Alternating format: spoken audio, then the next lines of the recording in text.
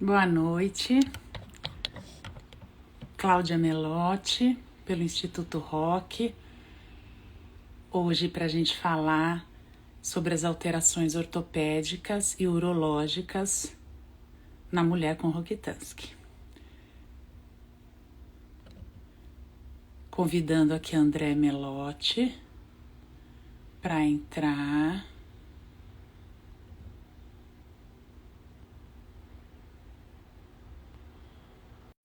André Melotti é meu irmão, como vocês vão perceber, a gente é bem parecidos. Oi, André. Boa noite. Boa noite. Estou aqui agradecendo a todos que estão vendo a gente, falando que você é meu irmão, como não dá para negar, tão parecidos. André Melotti é um médico ortopedista com residência pela Unicamp, especialista em coluna vertebral, com pós-graduação em dor e em doença osteometabólica, e conhece bem a síndrome por me acompanhar e também por outras pacientes que já acompanhou. Então, André, bem-vindo, muito obrigada por estar aqui com a gente, sempre auxiliando o Instituto Rock, respondendo às nossas dúvidas em relação à ortopedia e à síndrome de Rokitansky. Obrigado, eu que agradeço. Boa noite a todos. Lembro que essa live vai ficar no IGTV do Instituto e pode ser vista a qualquer momento, e a gente vai tentar responder todas as perguntas que forem entrando aqui. Se eu perder alguma, eu peço que encaminhe pelo direct e a gente responde assim que possível. André, vou começar.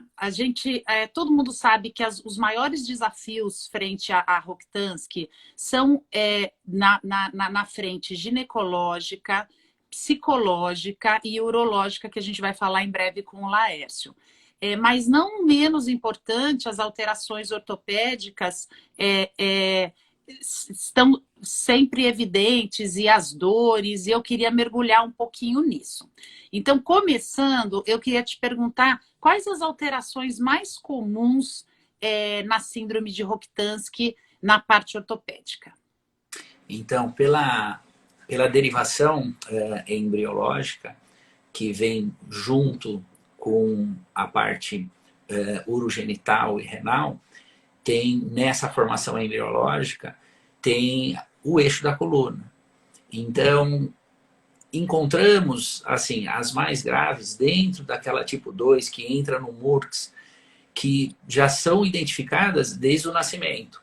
Que aí seriam as deformidades mais graves, alterações com ausência de dedos, e são pacientes mais sindrômicos, que isso já é diagnosticado logo praticamente no nascimento e no começo. E até com outro nome, né?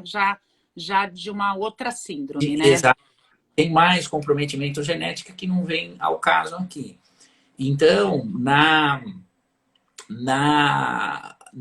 prevalência dos casos que a gente vê mais, pode ter uma escoliose associada, pode ter uma espina bífida, pode ter a fusão das vértebras, principalmente cervicais, que é o Klippel-Feil, mas os dados da literatura também não são dados consistentes e não necessariamente estão ligados com o Rokitansky, porque a gente acaba identificando isso na própria prática clínica. Em relação às dores, como o diagnóstico normalmente é feito pela menorreia primária, e nisso entre 13 às vezes 16 anos, e nisso acaba tendo uma sobrecarga, vamos pôr, emocional muito grande, porque é uma avalanche de informações recebidas, e hoje também com acesso à informação, você começa a pesquisar, começa a ler e entra num certo pânico. E na fase, tanto do tipo 1 como no tipo 2, nessa fase inicial de tratamento, com, por exemplo, os dilatadores, isso causa dor e contratura muscular. E isso acaba gerando, pelo próprio mecanismo de dor envolvido, acaba exacerbando outros aspectos.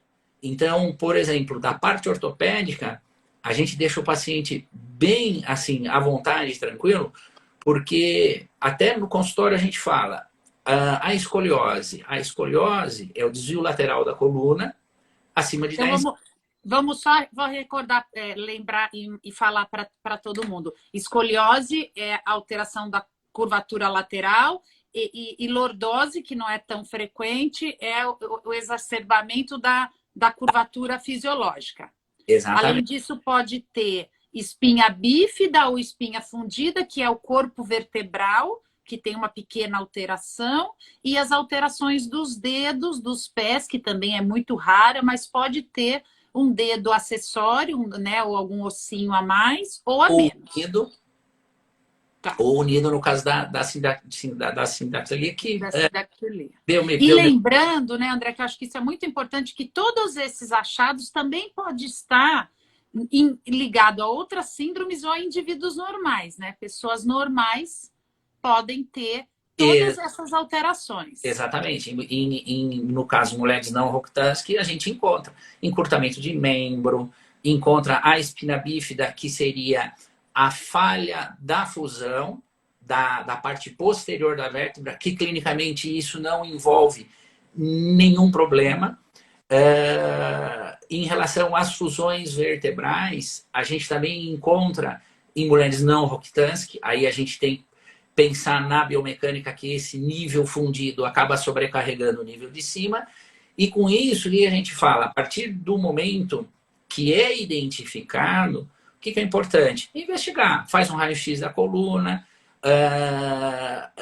ver principalmente, não ficar às vezes frustrado, que você chega às vezes no médico, eu tenho Rokitansky e quero fazer uma pesquisa ortopédica. Então, assim, pelo acometimento, que é raro, é 1 para 5.000, então não é uma coisa comum de acontecer, muitos colegas não sabem. Eu tive alguns pacientes, para mim facilitou pela minha irmã, então você sente esse conforto, que quando o paciente sabe que você sabe sobre a síndrome, ele dá um conforto muito grande a ele. E sempre importante do Instituto ter esse manual. Então, por exemplo, no consultório às vezes vem síndromes raras genéticas, que a mãe vem, você conhece a síndrome? Eu falo, não. Eu tenho esse artigo, tenho esse folheto, isso. Então, fala, deixa comigo, eu vou estudar, vou aprofundar. E o importante, às vezes, é não ficar frustrado ou triste com o médico que não saiba. Você tem que ficar frustrado e triste com o médico que não se interessa. Perfeito. E procurar as outras vias e mudar. Procurar um médico acolhedor e interessado no estudo. Isso eu acho, esse ponto que você trouxe, eu acho super importante. Eu vou começar por ele, depois eu vou para os exames de imagem, para a gente abrir um pouquinho mais. Eu acho, como paciente, quando eu buscava, era muito frustrante mesmo não ter o conhecimento do médico, mas eu acho que essa atitude do paciente de levar o material, de explicar, essa sua orientação é muito, muito importante. E no final o ortopedista vai saber cuidar, porque são achados que estão em outras indivíduos não Rokitansky, fisiologicamente em outros indivíduos, em outras mulheres, né? E como a gente abordou essa sobrecarga emocional dessa avalanche de informação que vem, você já às vezes você cai em algum artigo que fala dessa forma, que não está relacionado, inclusive, você acha que vai evoluir para algo, para uma deformidade que vai ser progressiva, e não, até a gente fala no consultório, mesmo vem mães, eu passei no ortopedista geral, ele encaminhou, porque minha filha está com uma escoliose. Aí você vê em médio ângulo, tem 8 graus. Então, quer dizer, a escoliose, que é o desvio lateral em S, a gente começa a considerar acima de 10. Se pegar 10 pessoas na rua andando e radiografar, ninguém vai ter a coluna reta. Então, sempre algum desvio ocorre. Então, é pegar, peneirar a situação e procurar o profissional adequado para fazer esse direcionamento. Isso Oi, perdão. Não, vai, depois eu sigo. Como eu citei, a parte ortopédica nos preocupa porque é o que nos gera movimento, é o que nos fornece a possibilidade ou não de atividade física. E como eu comentei, os eventos, nem podemos falar alteração, os eventos ortopédicos que podem estar relacionados com o Rokitansky não são coisas, vamos pôr, complexas, que a gente encontra normalmente na rotina de consultório de não Rokitansky, e focando depois a estabilização, fisioterapia adequada, a gente consegue um direcionamento bom, porque mesmo os dados da literatura não linkam, que a gente chama até patognomônico, que isso é do Rokitansky. São coisas associadas como nos pacientes não Rokitansky. Isso acho que também é importante falar um pouco da literatura, né? Tem pouca literatura sobre alteração ortopédica e Rokitansky. Muitos trabalhos, acreditamos que a gente vai conseguir aqui no Brasil e com parcerias fora do Brasil para ter mais informação, até para saber se é um evento realmente associado à síndrome ou se é um evento isolado que, por coincidência, está numa menina com a síndrome. Exatamente. Né? Isso eu acho que é importante. André, em relação a exames agora, dando um passinho para trás. Quando a menina tem o diagnóstico da síndrome de Rokitansky, dentro dos exames de triagem que é feito, por exemplo, ultrassom de abdômen, que a gente vai falar depois com o urologista, o cariótipo, que é importante para afastar outras alterações. É necessário algum exame de pesquisa ortopédica? Primeiramente, como o diagnóstico, é feito um raio-x, isso na rotina, quando eu recebo o paciente Rokitansky. Eu faço um raio-x, basicamente, da coluna vertebral toda, então pega cervical, dorsal e lombar, que aí esse raio-x é feito em pé, na posição de frente e na posição de lado, que aí você vê os desvios, se tem a escoliose, que é o desvio lateral, e a lordose também a gente não precisa se preocupar, porque a lordose na mulher já tem uma acentuação da lordose. Até a gente chama que é o charme feminino. A lordose, ela vai fazer com que a parte lombar ela fica mais côncava, né? Ela é mais cavadinha. Então, a princípio, seria o raio-x, que a gente chama que é o raio-x panorâmico, faz de frente e de lado para identificar nisso. Possíveis variações, que a gente nem chama alteração. E fazer um exame clínico detalhado, já aproveitando, ver se tem discrepância de membros. Então, no exame clínico você vê, tem uma perna mais curta que a outra. Também não está ligado diretamente Pode ou não, né? A gente não tem informação na literatura se isso está ligado à síndrome ou não, né? Eu levantei uns artigos, agora estava vendo um artigo da Unicamp relacionado à genética, ao grupo da pediatria e ao grupo de ginecologia. Então, eles pegaram 800 pacientes, e desses 800 pacientes, eles tinham, vamos pôr, eventos ginecológicos que não eram Rokitansky. Com isso, eles selecionaram 14. Desses 14, 7 tinham eventos ortopédicos, mais como escoliose.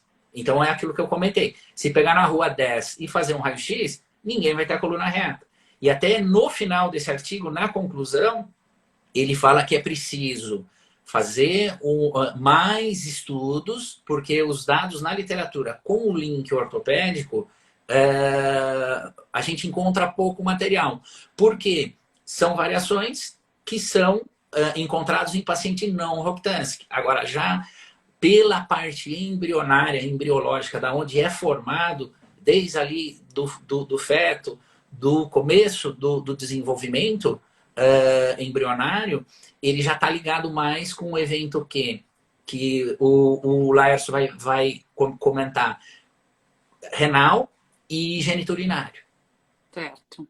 E, André, acho que isso também é muito importante. A gente, você já passou por esse tópico, eu só vou relembrar, de entender o médico que não conhece a síndrome e levar realmente material informativo e dar tempo para esse médico estudar e juntos seguirem nos tratamentos que são para todas, né? Que é uma boa fisioterapia, um acompanhamento esportivo com pessoas que entendem, né? Exatamente. E às vezes tem muita dúvida, que é uma coisa muito frequente, por exemplo, a discrepância, o encurtamento de um membro.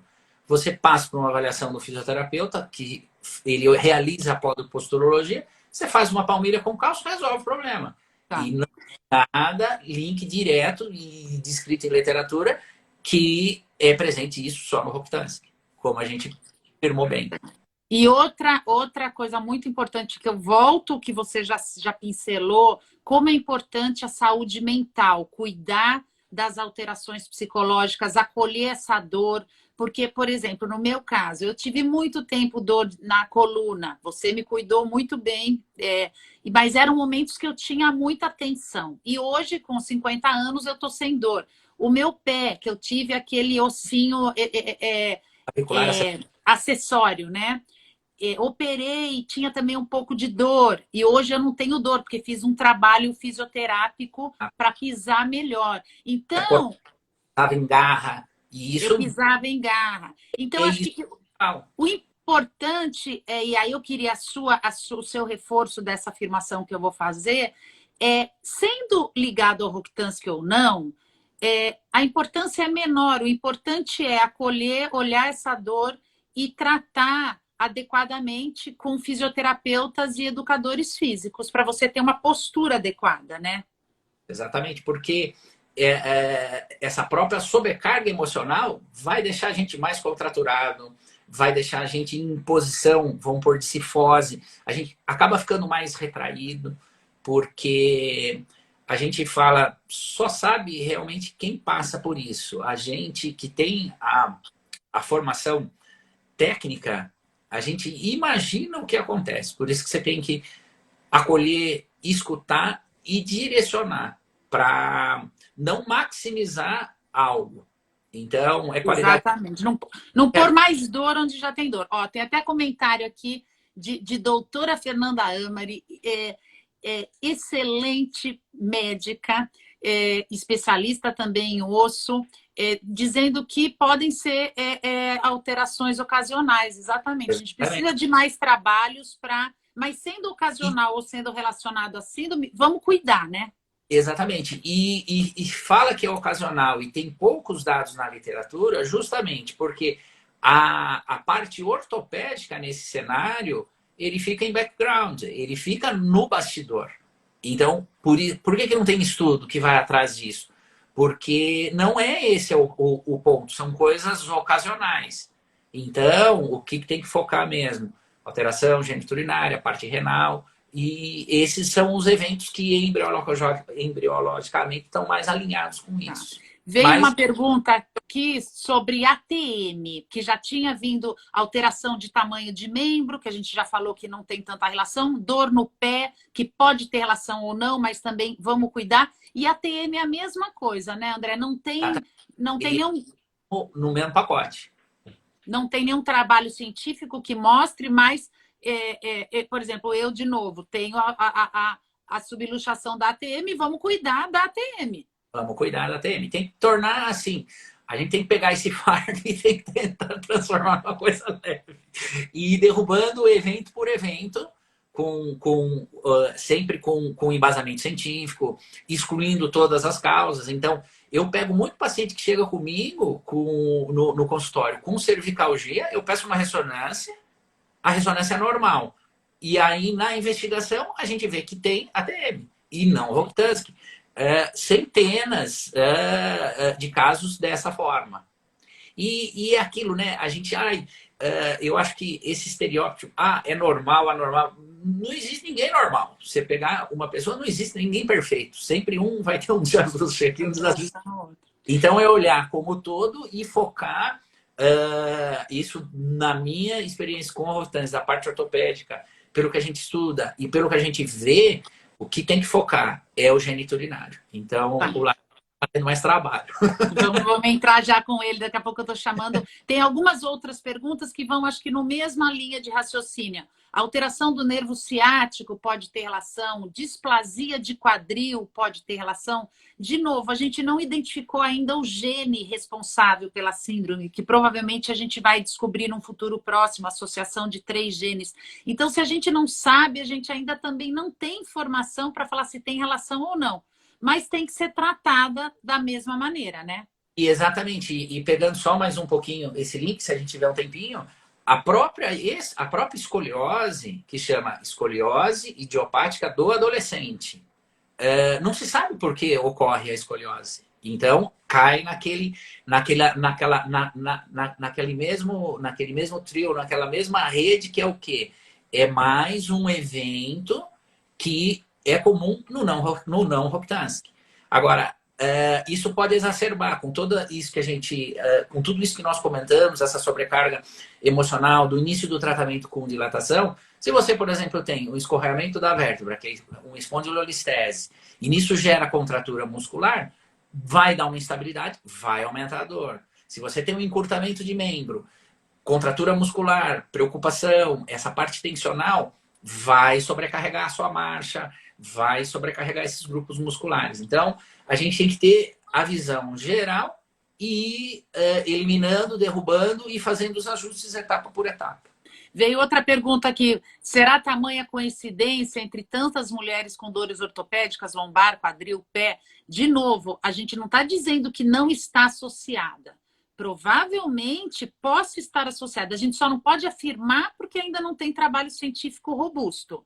E se tiver relação, tem que ser cuidado como se não tivesse relação. Acho que essa é a mensagem que a gente está tentando passar. Se tem relação com a síndrome ou se não tem, se tem trabalho científico ainda ou não tem, ao fim e ao cabo, tem que ser cuidado por um bom ortopedista. E se ele souber da síndrome, melhor ainda, né? Exatamente. Se tem o pé plano, você vai fazer palmilha. Se tem, por exemplo, uma hérnia de disco associada, por isso.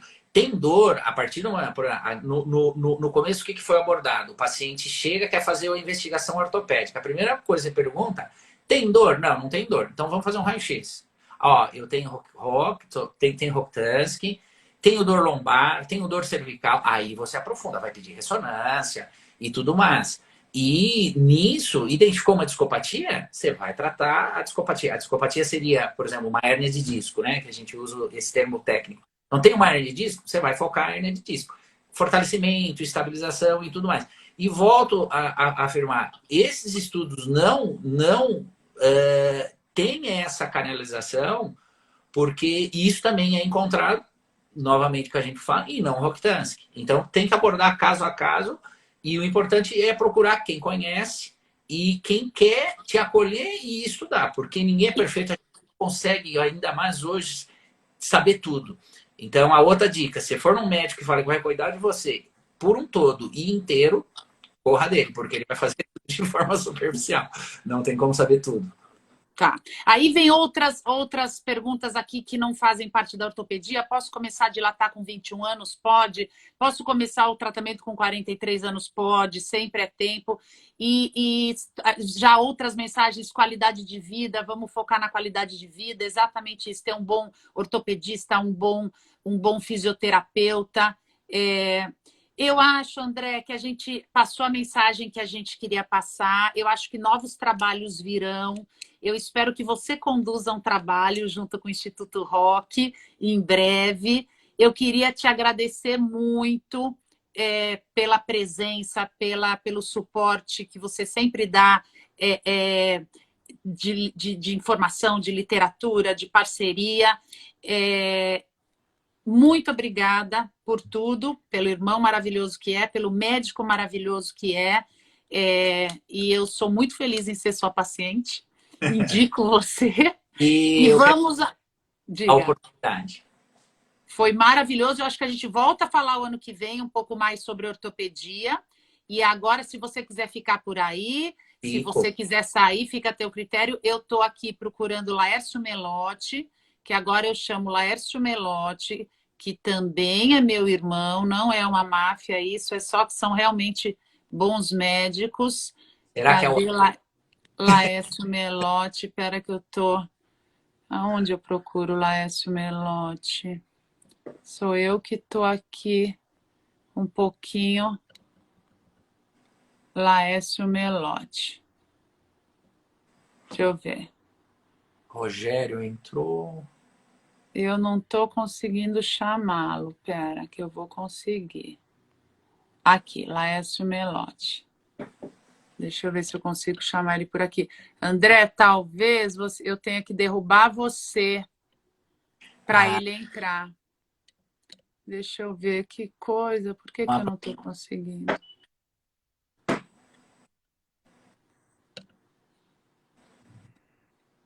Deixa eu ver. Ah, convidar. Acho que agora foi. Mudou um pouco aqui a ah, dinâmica, né? Que sempre tem mudado. Ah, entrou Laércio Melotti. Oi, boa Boa noite. noite. Laércio Melotti. Laércio, muito obrigada. Laércio Melotti é urologista formado na Unicamp, residência na Beneficência Portuguesa de São Paulo, urologista do Corpo Clínico do Hospital da Beneficência Portuguesa por 18 anos, diretor do Centro de Urologia e Andrologia de Jundiaí e professor colaborador da disciplina de Urologia da Faculdade de Medicina de Jundiaí. Obrigada por estar aqui com a gente, por fazer todo esse suporte. Boa noite. Laércio, olha, se eu chamar de Lalão, vocês vão entender, né? É porque... Laércio, as alterações urológicas. Vamos começar pelas alterações urológicas mais frequentes na mulher com Rokitansky, e eu sei que você preparou um material para nos mostrar. Isso. Então, eu vou fazer a abordagem urológica da paciente com Rokitansky, até para desmistificar muita coisa de rim ferradura, agenesia renal, que é a falta de um rim. Eu vou fazer uma apresentação rápida da parte da anatomia geniturinária e aí a gente conversa mais um pouquinho, tá? Perfeito. Então, eu vou virar a minha câmera aqui pro vídeo para ver se a gente consegue ver, tá? Será que ela aparece um pouquinho maior ou... Eu acho que eu vou, André, eu vou te convidar a assistir a gente sem estar presente, porque aí a imagem dele aumenta um pouco mais. Então você abandona, fica aqui meus agradecimentos, a gente volta a conversar o ano que vem e a gente dá um pouco mais de espaço aqui. do próprio Instituto, a finalização. Oi? Tá, depois eu assisto a finalização no próprio Instituto que fica o podcast lá. Sim, e eu te mando as perguntas se tiver alguma pergunta que eu não consegui responder aqui, tá bom? Tá, ok, eu fico de olho. Muito obrigada. Boa noite. Uma boa noite.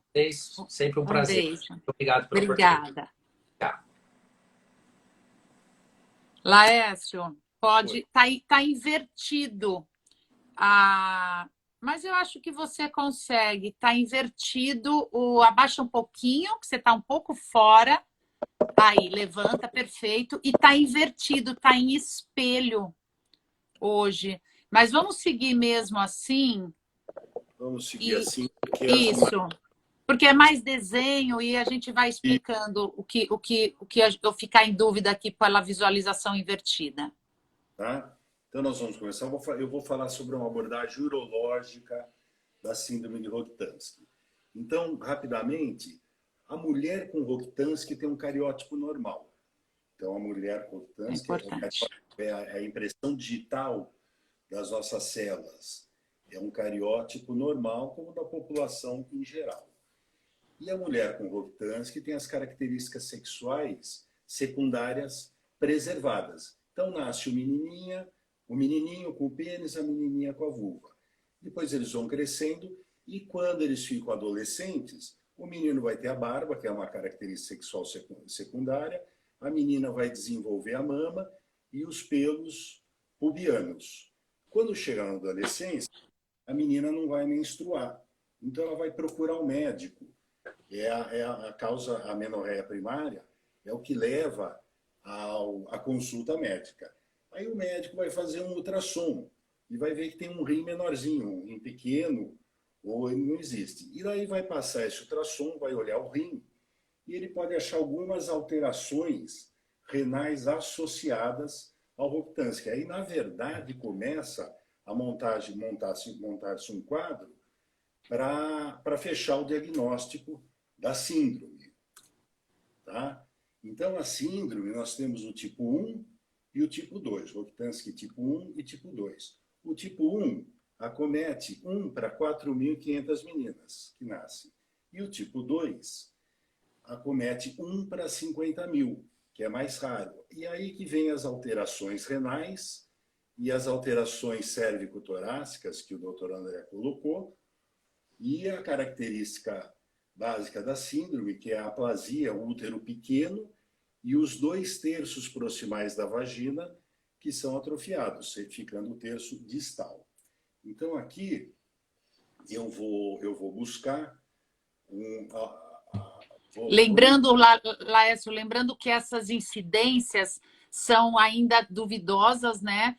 Um a cada 4.500, 5.000, e a tipo 2, um a cada 15.000, ou até a 50.000. Então, a gente também espera trabalhos futuros, próximos.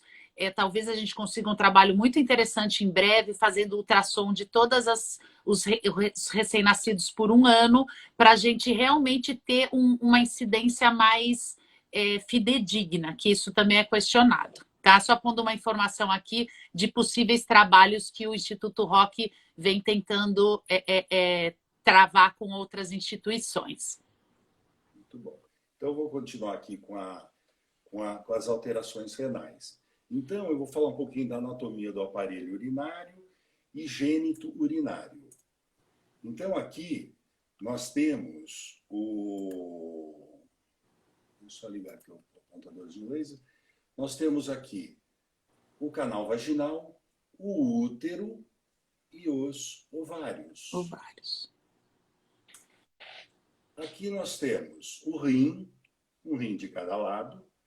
O sangue passa pelo rim, ele é filtrado no rim e os excretas do sangue saem com a urina. A urina é formada no rim, desce pelo ureter, entra na bexiga e sai pela uretra. Bem-vindo, pergunta aqui sobre incontinência urinária, a gente já vai falar em breve sobre isso. No finalzinho. Tá. Então, olha aqui, o rim fica atrás das últimas costelas. Se a gente colocar a mão aqui atrás e sentir as últimas costelas, o rim fica logo à frente disso aí. Tá? Então, ele fica na região dorsal, protegido pelos últimos arcos costais. Dorsal bem lombar, né? Bem ali na região lombar. Então, se você pegar as últimas costelas, ele fica ali atrás do rim. Então, olha aqui, a costela aqui, outra, aqui a 12ª, a 11ª, e o rinzinho está protegido ali atrás. Aí o ureter desce e vem na bexiga. A bexiga, ela fica na frente do útero. O útero está aqui atrás, olha, a bexiga na frente. Tá. Aqui, e o canal vaginal atrás da uretra. Agora a gente vai fazer um corte, vamos dizer, no meio da pessoa e olhar a pessoa de perfil, a pessoa lateralmente. Como se cortasse assim, olhasse assim. Tá. Cortar meio e olhasse de lado, tá? Então aqui nós estamos vendo aqui a nádega, a perna aqui, olha as pernas aqui. Tá. Aqui está o umbigo, cicatriz. Tá. A bexiga está aqui, a uretra está aqui, tá vendo? Ó? É por onde sai o xixi. Por onde sai o xixi. O útero está aqui, o canal vaginal está aqui, embaixo da uretra. Aí tem uma porção de músculo, que é o períneo posterior, e aqui está o ânus. O reto e o ânus, tá. E na mulher com Rokitansky tem a genesia, a ausência ou um útero muito pequeno, rudimentar, e a ausência desse... Mostra aqui, Laércio, onde tem a ausência... Quando a gente fala 2/3 proximais, exatamente, a gente fala proximal porque está mais próximo do corpo, né? Perfeito. De novo aqui, olha, a bexiga, a uretra. Aqui já está aparecendo a vulva, tá vendo? Canal vaginal e o útero está aqui, o ovário está aqui. Então vamos lá, agora nós vamos dar uma olhada na vulva de frente, ó. Então o que, que a gente está vendo aqui? Olha, bexiga, olhando de lado, a bexiga e a uretra. A uretra sai aqui. Então aqui nós temos os grandes lábios, olha, os grandes lábios, os pequenos lábios que vão culminar aqui no clítoris. Logo abaixo do clítoris tem a uretra. Uretra. Então tá a bexiga, esse canalzinho desemboca aqui, ó. Aí. Logo aqui embaixo tem o introito vaginal. O que é o introito vaginal? É o comecinho da vagina. O canal vaginal está aqui, o útero está aqui, o ovário está aqui. E então, que só lembrando que toda essa parte da vulva é completamente idêntica a uma mulher sem a síndrome. Por isso que o pediatra não faz o diagnóstico, porque quando ele olha, está ali o introito, né? A abertura vaginal inicial. O diagnóstico é tardio, quando a menina vai menstruar, não vê a menstruação, aí vai procurar um médico e começa o diagnóstico, né? Perfeito. Então vamos aqui, olha. A vagina nós vamos dividir em 3 terços. Esse terço pertinho do útero é o terço proximal, tá? Então tem o terço distal, terço médio e proximal. Na síndrome de Rokitansky, os 2 terços proximais da vagina são atróficos e o terço distal da vagina é normal. Vamos pensar que um canal vaginal tem de 7 a 14 centímetros. Na síndrome de Rokitansky vai ter o terço distal. Então esse terço distal pode ter de 2 até 6, até 7 centímetros em muitos casos, tá? Mas esses 2 terços na síndrome de Rokitansky vão estar atrofiados. Assim como o útero. O útero vai estar pequenininho. Então, os 2 terços proximais da vagina e o útero vão estar menorzinhos. O ovário está preservado. Tá? Ótimo. Ótima explicação. Então, aqui nós temos aqui o aparelho, o útero, o canal vaginal, os ovários, a mesma visão. E no Rokitansky nós vamos ter aqui o terço distal e o útero pequenininho e os 2 terços mais atrofiados, certo? E agora eu vou entrar propriamente dito nas alterações renais da síndrome de Rokitansky. Então, o que eu quero falar? De rim ferradura. É uma coisa que vocês devem ouvir bastante. Olha, eu tenho rim ferradura, eu conheço uma pessoa que tem rim ferradura. O rim ferradura está associado à síndrome de Rokitansky, mas não é exclusivo. Na população geral, tem muitas pessoas com rim ferradura. O que é o rim ferradura? Você está vendo que tem um rim aqui, o outro rinzinho está aqui. O ureter está aqui, o ureter está aqui. O rim ferradura é uma união do polo inferior dos 2 rins. Então, olha, um rim aqui, o outro aqui. O que acontece com rim ferradura? Tem essa união aqui no polo inferior. O que isso acarreta para a pessoa?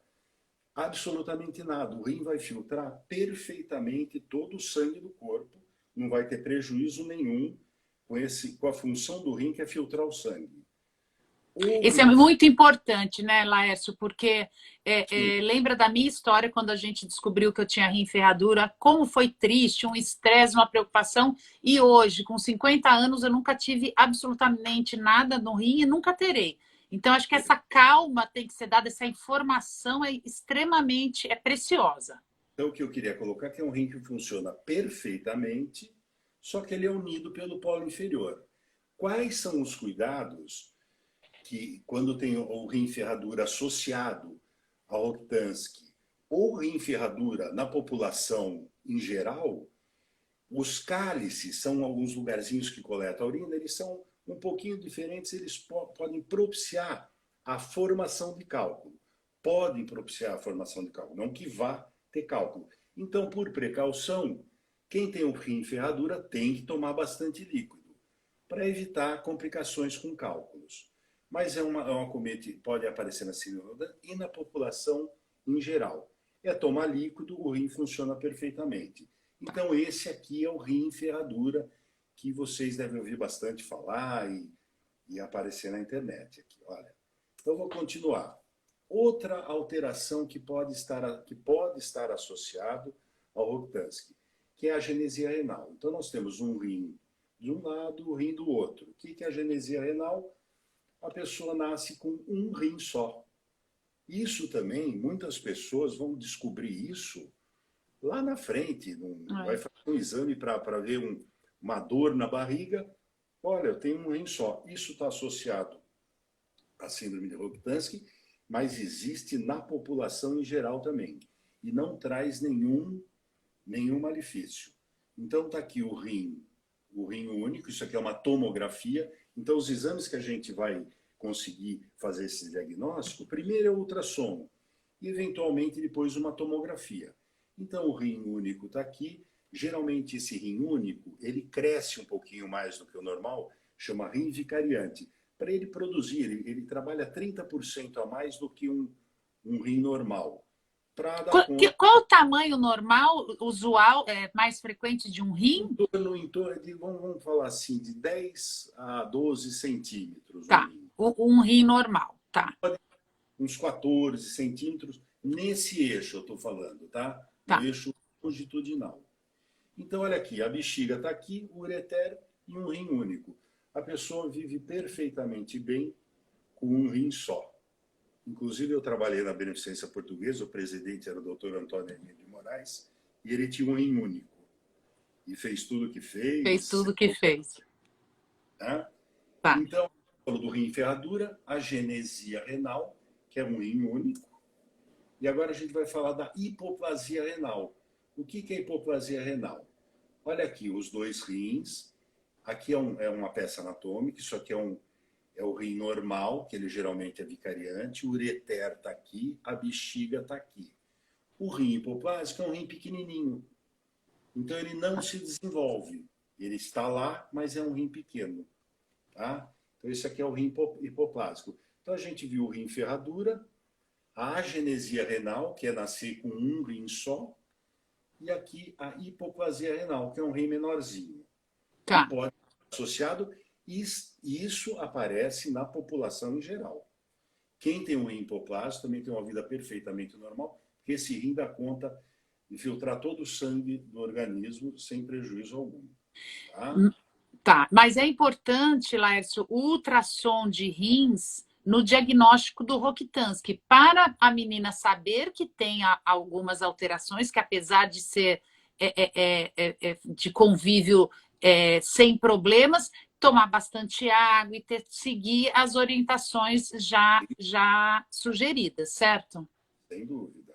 Esse diagnóstico começa lá, né? Que eu falei, na amenorreia, vai fazer o ultrassom, ver que o útero é pequenininho, vai fazer o ultrassom do abdômen e fala, poxa, esse rim é menor, ou eu não estou vendo um rim, aí vai para a tomografia e o diagnóstico vai sendo feito, tá? Tá. Veio uma pergunta aqui se é possível doar sangue tendo alguma alteração renal, que ela foi barrada na triagem. Eu nunca recebi essa informação só se é um protocolo novo. Quando eu doava sangue no passado, eu doava mesmo com alteração renal. Você tem alguma informação sobre isso? Pode. A princípio, pode. Você não vai poder doar sangue se você tiver uma insuficiência renal. Somente se insuficiência. Com uma alteração, com uma hipoplasia renal, com rim ferradura, não contraindica, né? Muita gente que vai doar sangue não sabe que tem um rim único, ou que tem rim ferradura. Então, poderia até a pessoa poderia orientar o centro de recebimento da doação que pode ser doado, né? Sim. Tá. Ótimo.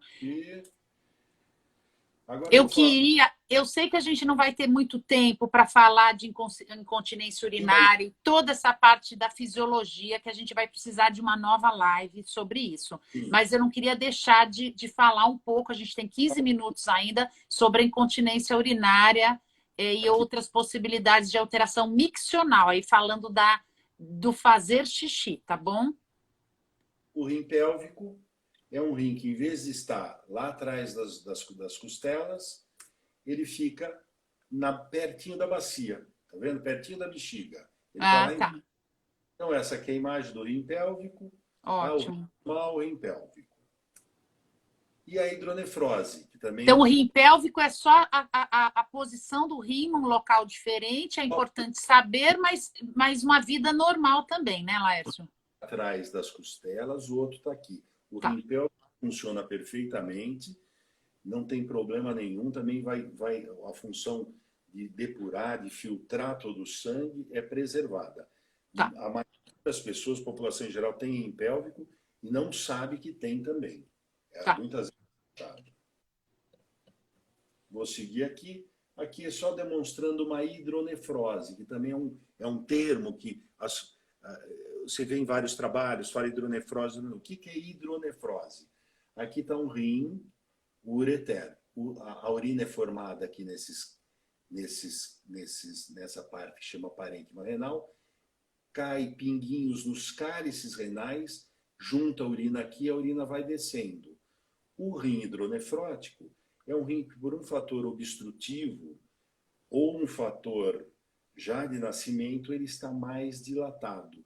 Então, isso é água. Então, é água nos néfrons aqui, ele fica mais dilatado. Aí, este rim aqui funciona, esse aqui já não funciona. Tem vários graus de hidronefrose.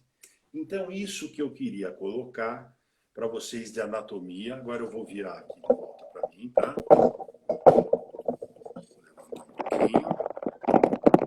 Excelente explicação anatômica. Eu acho que é tão importante a gente saber anatomia, a gente se conhecer para a gente poder ter uma vida saudável, né? Sim, eu acho que até para desmistificar muita coisa, Perfeito. olha, eu tenho rim hipoplásico, eu tenho rim pélvico. Esse rim funciona perfeitamente, não traz prejuízo nenhum. O importante é cuidar do rim único ou do rim pélvico, tomando bastante líquido e seguindo esse rim com ultrassom, exames, né? E vai acompanhando. Mas é um rim perfeitamente normal. Tá. Isso que eu queria falar. Então, agora, quais são as perguntas da... Então, agora, eu já estou seguindo com as perguntas, vem aparecendo aqui, eu venho falando. Agora, as próximas... Agora, eu queria... Aí tem algumas perguntas. Eu tenho um rim único, eu posso fazer esporte? Posso fazer academia? Pode fazer, ter uma vida normal.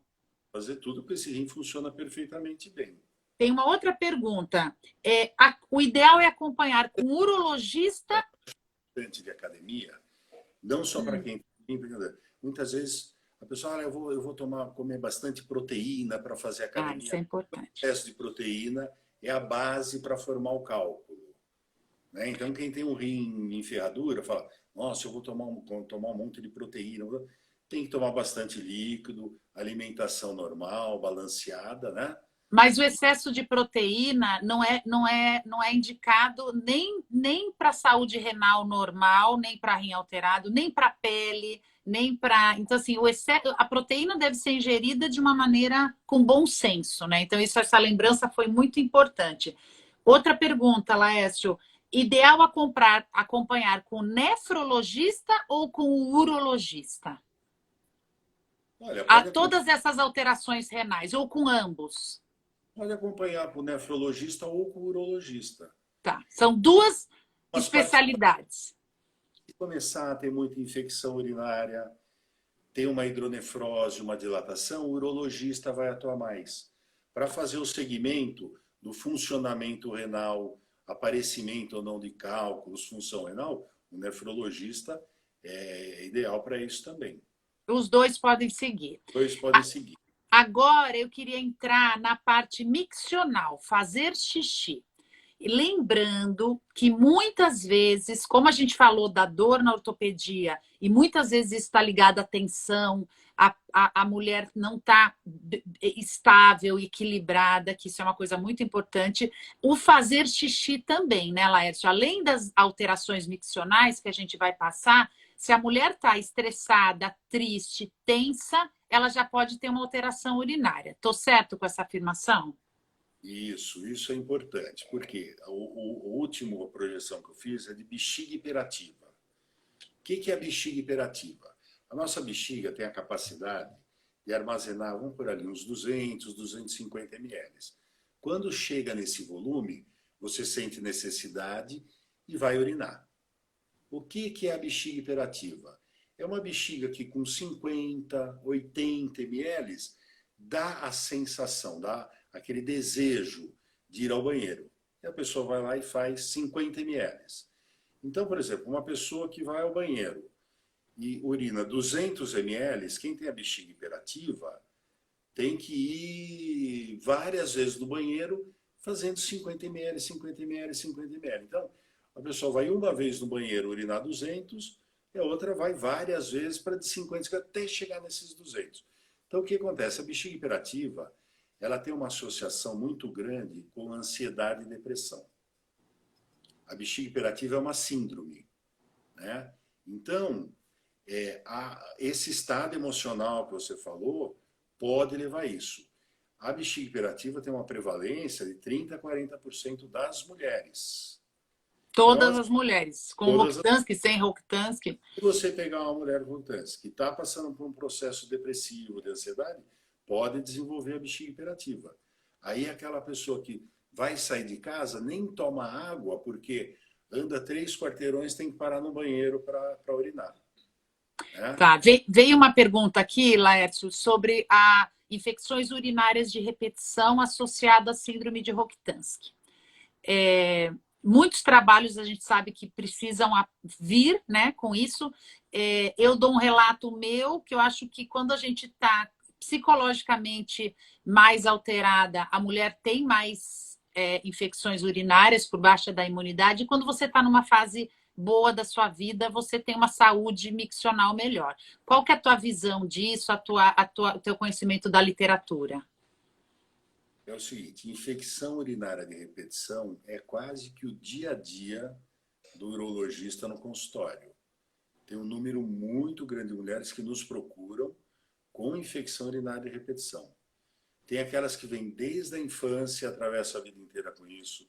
Tem aquelas que vêm na infância, chegam na idade adulta, melhoram. Tem as que começam no casamento e tem as que vêm depois da menopausa. Então tem uma gama muito grande